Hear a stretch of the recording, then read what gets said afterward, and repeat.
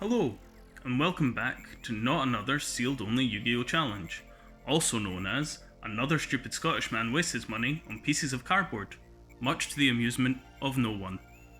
My name is Treeborn Frog, and if you've enjoyed my inability to see how futile a process this is, caress that like button and ring that subscriber bell. In episode 1, we saw an attempt at making a functional Fire Fist deck from 2 booster boxes of Fists of the Gadgets. It didn't go well. This week, we are continuing our search for a glimmer of hope and stepping away from Fists of the Gadgets, because 48 packs, for just now, was enough. The rules remain the same: no trading, no buying individual cards. On top of that, we are sticking firmly to no structure decks and no guaranteed card sets such as Duel Devastator. Our goals? Top the highest level of event in competitive Yu-Gi-Oh! The World Championship Series, hopefully having some fun along the way. We'll also be adding an extra goal: win a game. Literally just one game. So I'm going to be introducing one new mini goal each time the previous one is met. Winning a game will probably keep us busy for a good few weeks anyway. And now, what we've all been waiting for: opening small packages of false hope and despair. Okay, so it is week 2 of sealed only Fire Fists, and I know we still need to open up more Fists of the Gadget, but it was 48 packs last week, so I figured we'd go for a wee change and see what we can get from these. So these were £6.90 each, so it was a total of £20 and 70 pence, giving us an extra £4.30 next week to work with, which is nice. So let's just get straight into the openings. Sort of things we're looking for in here would be Coat Soldier Wolfbark. There's more just Fire Fist monsters, because I want to get those True Dracos out of the deck, because they really are just bricky. So we're starting with Sylvan Miko Orange, Celestial Wolflord Blue Sirius, which is nice because it is a Beast Warrior Synchro, Madolchi Knights, Imperial Tombs and Necro Valley, fantastic, Aerial Recharge, Battling Boxer Glassjaw, Pompoko, Haralard, Malicivorous, yeah that one, Gorgonic Gargoyle, Umbral Horror Ghoul, Ghost Trick Yeti, Ghost Trick Mansion, Legendary Atlantean Tridon, Bujingi Ophidian, another Umbral Horror. So we'll have a look at Celestial Wolflord Blue Sirius and see how that works with the deck. There we go, pack number 2. Let's see if we can get anything a bit more useful. So we're starting with Tetherwolf, another Blue Impala, a Fire Formation Gaoku, so at least it's a Fire Formation thing. Oh sweet. Secret Rare, Star Eater. Probably not very useful, but it does look pretty. We've got Calibrator, Spectre, Pompoko, Stuff, Puncher, Knife, Sparrer, Cerberus, Umbrals, more Ghost Trick stuff. One last pack. Let's see if we can get anything that is actually helpful. Now, Coat Soldier Wolfbark is a secret, so obviously that's a bit of a pain. Cockadoodle-Doo, Obedience Schooled, and Transmodify. I mean, Transmodify might be able to be played, I guess. And then just a bunch of commons that literally do nothing. So that was pretty disappointing. I don't know if there's really anything there that we can use. But oh well, that's, you know, part of it, isn't it? So let's have a wee look and see if we can update the deck at all.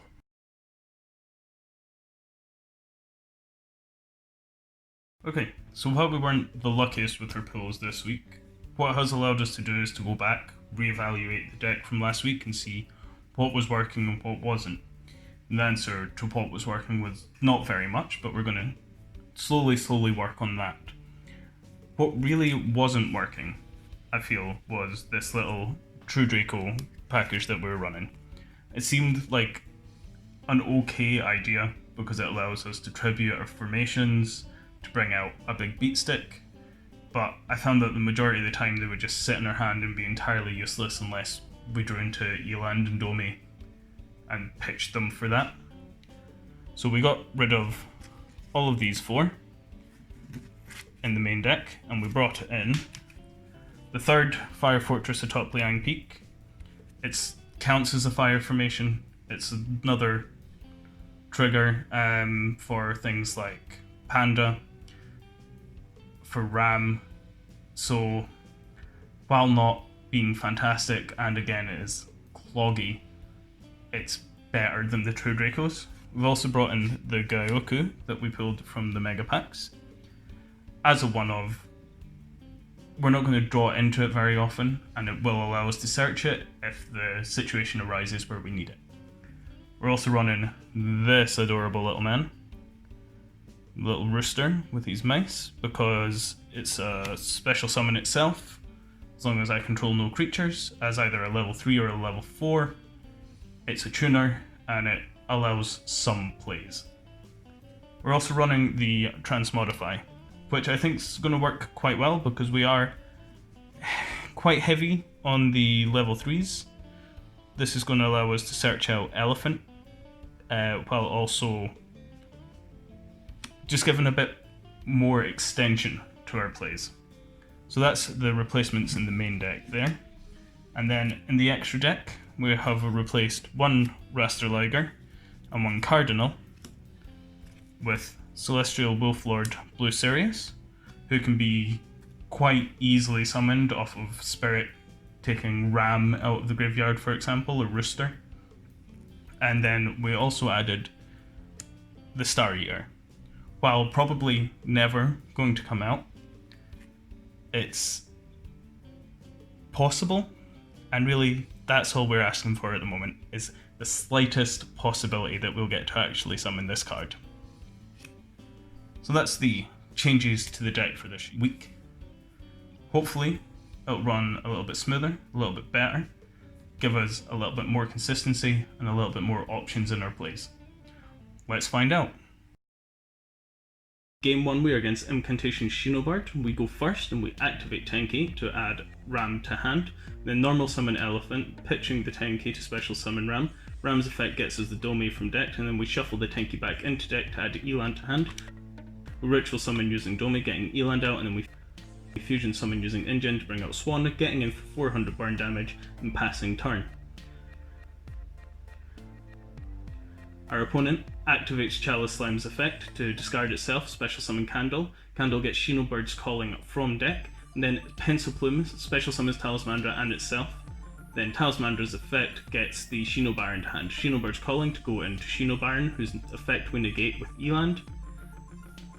Popping the Domi, so we get special summon, we special summon Ram in defense. We get Manju of the 10,000 Hands to add Shino Baroness. Another Shinobird's Calling off Preparation of Rites, and then they go into Shino Baroness. Shuffling our engine into deck and special summoning Amano Awato. They then manage to clear a board and get in for 2400 damage. Peacock's return to hand at the end of the turn. And then we draw into Fuck. Game 2, we are against Kawaii Cakes. So we are going first and we activate Tenki to add Elephant to hand. We then normal summon Elephant, popping the Tenki, but that gets effect fillered, so we don't get the special summon. We then activate Tensu to normal summon Gorilla, and we overlay into Tiger King, whose effect will search as a Tenki. We set a Sinto and a Gaioku, and we pass.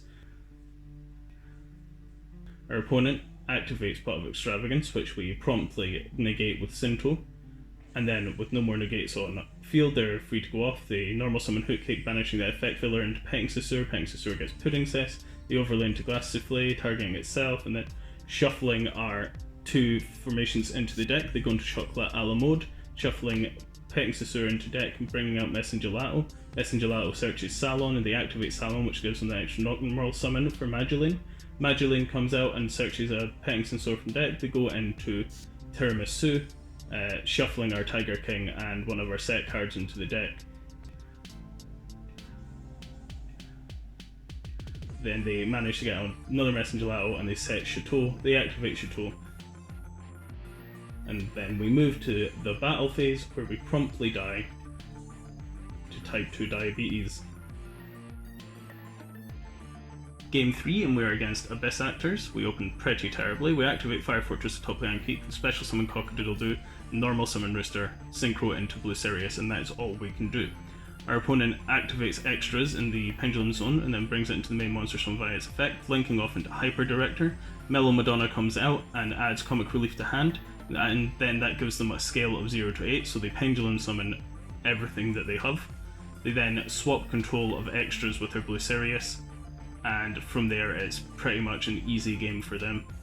Go into the battle phase, and we are starring in our very own snuff film. GG.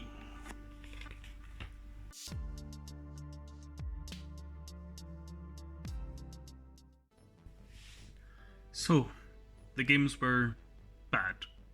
Actually, they were pretty fucking awful. I think for next week we're going to be trying to search for some more plays from the extra deck, as well as any form of interruption that we can find, which is going to be much more of a challenge without access to Duel Devastator.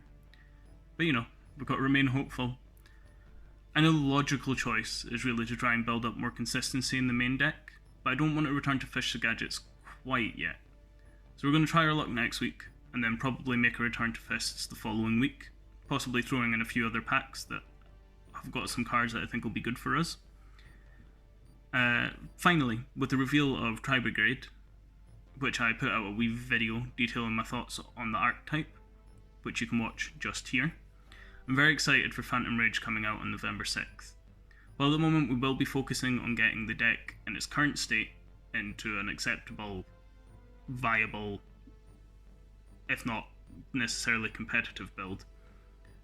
Once that's achieved, we will be shifting on to doing some theory crafting and trying to optimize a post-Tri-Brigade Fire Fist build. I do think this will really give us a push into a much more meta-relevant position and allow us to be pretty competitive. So that's, pretty dope. If you've gotten this far, thank you for watching, and I hope you'll join us next week for more disappointment and stupidity. Peace.